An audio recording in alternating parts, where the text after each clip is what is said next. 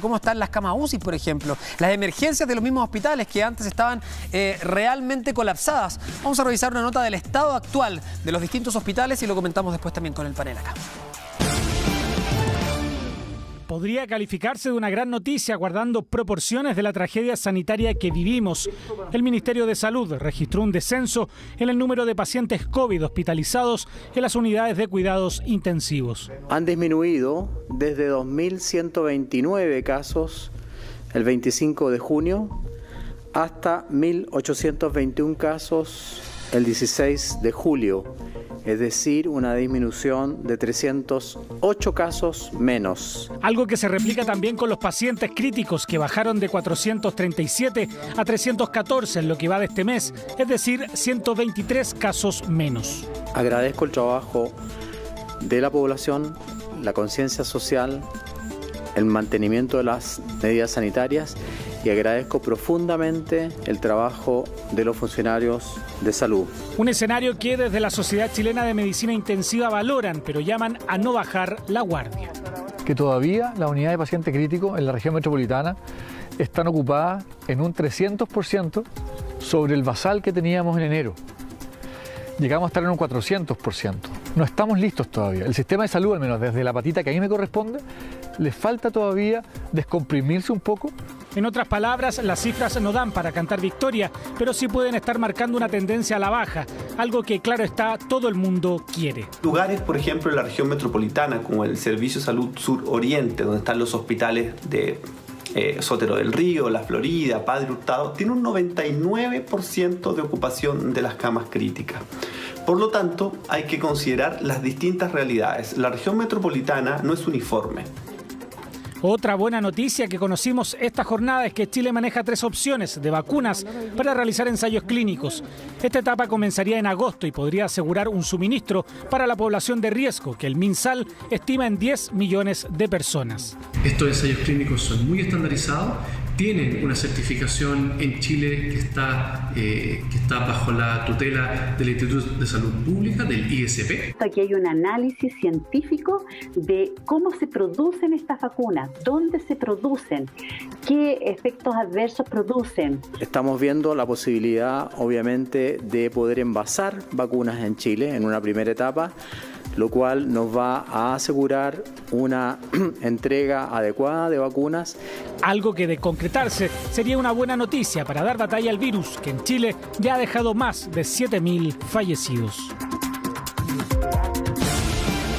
Estamos contigo en directo hablando a propósito del futuro desconfinamiento, cómo tenemos que hacerlo, cómo evitar un rebrote y también cómo poder salir de esta pandemia de la manera más limpia posible. Doctora Molina, usted fue ministra de Salud y respecto a la vacuna, hay que poner la pelota al piso, como dicen en jerga futbolística. Hay que tratar de ser realistas porque, insisto, la ansiedad nos toma presos de repente y uno dice, bueno, quiero que esto sea todo el tiro y probablemente nos vayamos a demorar en tener una vacuna. La palabra que escuchábamos recién del ministro París que dice, bueno, vamos a tratar de tener abastecimiento de vacunas. Sí, pero ¿para cuándo? En agosto se necesitan 3.000 voluntarios para probar esta vacuna con el convenio chino.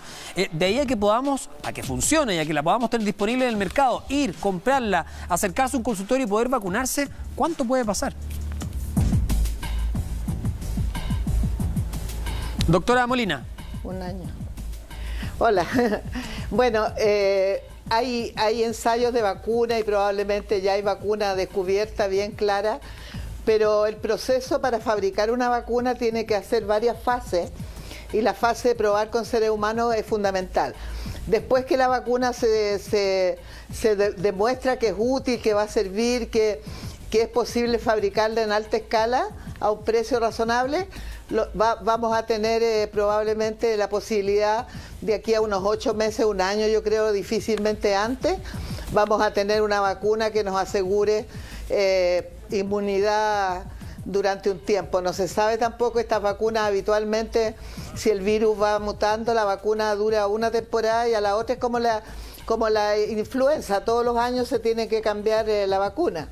Pero yo creo que hay muchos avances y lo más probable es que en un año más, porque después viene todo el tema de fabricación, que no es menor. Entonces tenemos que tener un poco de paciencia.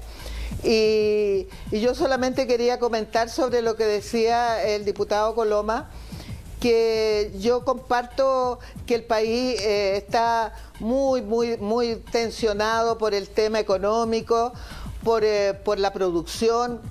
Es absolutamente comprensible, pero frente a una catástrofe sanitaria como la que estamos viviendo ahora, lo importante es hoy día salvar vidas. Y obviamente que si nosotros empezamos a desconfinar por pedazos, a que trabaje una comuna y otra comuna no trabaje, eso no va a ser una solución, porque las personas van a empezar a circular de un lado a otro, de las comunas cuarentenadas a las comunas no cuarentenadas y viceversa. Eso no sirve con el número de casos que tenemos hoy día. Podría haber servido cuando teníamos números pequeñitos de casos, donde podíamos trazar y aislar a todos los contactos. Pero hoy día aislar a todos los contactos es muy complejo y es muy difícil manejarlo eso teniendo a la población trabajando. Los protocolos, por muy buenos que sean, son difíciles de cumplir porque requieren separación física, ¿y entonces, requieren doctora, un transporte público, etcétera. Entonces, ¿cuál sería la solución? ¿Retener o mantener este confinamiento hasta que ya haya pasado definitivamente el riesgo y levantar la cuarentena total en la región metropolitana? Hay criterios científicos, epidemiológicos para levantar la cuarentena, y son los únicos criterios que hoy día deberíamos usar. No podemos mezclar el criterio epidemiológico con el criterio económico. Ya van 3 premios Nobel que han hecho declaraciones súper fuertes en términos de que si uno por volver rápido a la producción y por salvaguardar la sanidad de la economía, va a haber un drama peor después, que es más caro y con más pérdida para la economía. Entonces ahora los criterios técnicos son súper simples. Tiene que haber 21 días de reducción de casos. Tienen que haber por lo menos el 80% de los contactos tienen que poder haber sido detectados, trazados y aislados.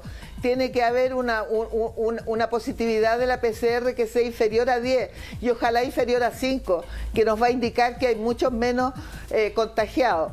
Entonces hay criterios y el 85% para abajo del uso de camas UCI. Entonces tenemos esos criterios, usémoslos, son criterios válidos. Y los países que le ha ido bien y que han tenido rebrotes pequeños o han aparecido casos y lo han podido controlar, es porque han trabajado con criterios epidemiológicos, no con criterios economicistas. Doctor Ugarte, esos criterios epidemiológicos... No tengo nada contra la economía, sí, no tengo nada contra bien. la economía, pero hoy día estoy por la vida. Doctor Ugarte, respecto, me imagino que todos aquí estamos por eso, digamos, anteponer la vida frente a otras cosas, pero particularmente en esta pandemia, doctor Ugarte, pero esos criterios epidemiológicos, considerando también cómo funciona Chile, porque cada país tiene que ceñirse a esos estándares, pero también viendo el nivel de vida que tenemos, la calidad de vida que tenemos, la necesidad que tienen las personas de salir. O sea, basta con preguntarle a cualquier persona, nadie va a justificar, por supuesto, violar una cuarentena, Estado, pues. Pero hay personas que salen a la calle porque no tienen que comer. Entonces, respecto a eso, ¿cuándo podríamos cumplir estos criterios epidemiológicos si seguimos en esta misma línea, doctor Ugarte? No, yo en eso sería más optimista. Yo creo que esos criterios nos dan un horizonte que es necesario cumplir. Ahora, tal como decía el doctor y diputado Juan Luis Castro, país Chile tiene diferentes realidades. Ya hay regiones que ya están cumpliendo esos criterios, ya hay otras que no. Entonces, la región metropolitana, cuando cumpla con estos criterios, pueden considerarse exigentes, pero son necesarios. Si se cumplen esos criterios, ¿qué va a ocurrir? Al levantar la cuarentena, lo que esperamos es que no ocurra un rebrote, sino que continúen disminuyendo las cifras y los nuevos casos los podamos aislar y trazar. A lo que decía la doctora Molina, hay que agregarle un detalle. Ese porcentaje de positividad bajo tiene que ser, pero sin disminuir la cantidad de exámenes. Chile necesita realizar por lo menos 20.000 exámenes al día. Si disminuye la cantidad de gente que va a tomarse espontáneamente los exámenes, habrá que salir a correr el borde, la frontera del testeo y testear más gente, pero no podemos bajar el universo de testeo porque o si no podemos estar pasando desapercibido un porcentaje de los casos. En esto no hay segunda oportunidad. Si cometemos un error y abrimos antes, en la víspera de que se provoque la realidad epidemiológica que necesitamos, vamos a pagar económicamente y sanitariamente un precio infinitamente más caro que si lo hacemos en el momento preciso. Diputado Castro. Respecto a lo que dice el doctor Ugarte de pagar este precio económico, bueno, lo pagamos durante algún tiempo y muchos cuestionan la labor del gobierno, sobre todo en una primera instancia. Esta inmunidad de rebaño, una serie de términos que fuimos conociendo a medida que iba avanzando la pandemia y que finalmente demostraron que no fueron eficientes con el control. Exactamente, bueno, todos nos acordamos del famoso carnet de alta COVID en abril, o por ejemplo el listado que todavía estamos esperando de las actividades esenciales, a propósito de lo que usted decía, de qué tipo de trabajo es el que está permitido en cuarentena, y todos los que han abusado, empleadores han abusado de eso, o personas que tienen que hacer resquicios para poder salir a trabajar y vender algo bajo cuerda, por decirlo así. O sea, diputado, hoy en día, a esta hora de la tarde, uno sale a la calle y hay tacos. Sí.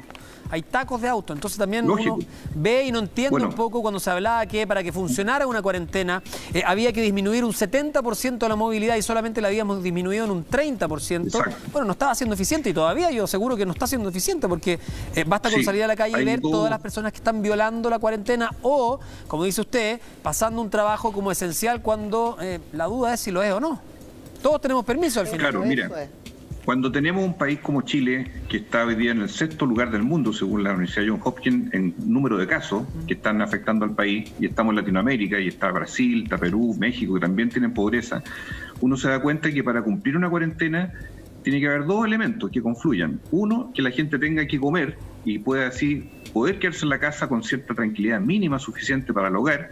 Y eso es lo que ha faltado y de alguna manera la crisis que hemos vivido en las últimas semanas respecto a los programas de apoyo del gobierno, que han sido insuficientes todavía lamentablemente, o el mismo tema del retiro del 10% de la AFP, obedecen a un estado de necesidad grave que tiene una parte importante de la población que no ha podido recibir beneficios. Y segundo, a los irresponsables, aquella parte que se desentiende de todo, que hace fiestas clandestinas, que juega pichanga, que hace actividades sociales y que no le importa nada. Y eso no lo vemos solo en Chile, eso también lo vemos en Europa y en Estados Unidos.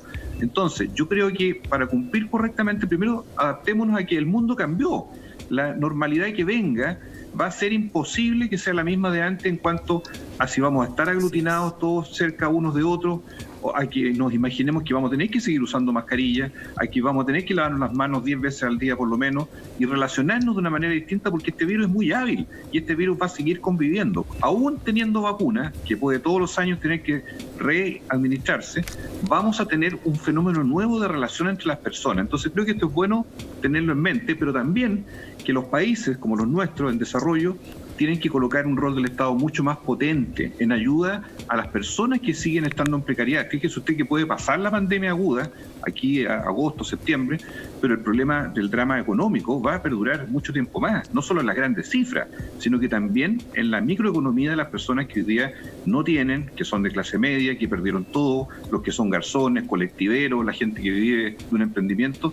Esa es una recuperación muy lenta y ellos tienen que hacerlo con ayuda estatal, por eso es tan importante el cuerpo del Estado, pero también con capacidad para proteger su salud y no estar expuesto a los rebrotes, que es la ecuación que tenemos que sortear durante los próximos meses. Senadora Rincón, ¿usted cree que el 10%, por ejemplo, si se aprueba en el Senado, va a servir para paliar esto, para paliar el problema económico? Porque hay muchos que plantean que esto va a servir para tapar hoyos, pero no para prepararse hacia el futuro. Nos responde a la vuelta de esta pequeña pausa comercial. Volvemos de inmediato con usted y con todos ustedes acá en